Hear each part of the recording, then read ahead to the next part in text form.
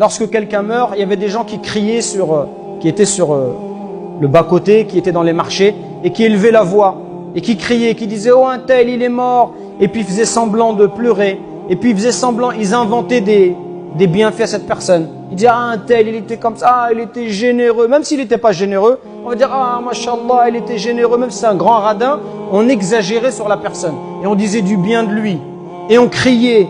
Et en fait, plus on criait, mieux c'était pour eux. Parce que le fait de crier, c'était pour montrer qu'on était vraiment triste. Et ça existe encore dans certains pays. Et d'ailleurs, en Afrique, ça existe. On appelle ces personnes-là les pleureuses. Elles sont payées pour ça. On paye ces gens. Et il y a des femmes qui viennent, elles se mettent par terre, elles pleurent, elles se déchirent les vêtements, elles crient. Ça, l'islam nous a interdit de ces pratiques-là. Elle nous a interdit cela, l'islam. Par contre, de quelle manière il est permis d'annoncer la mort? C'est en informant les proches.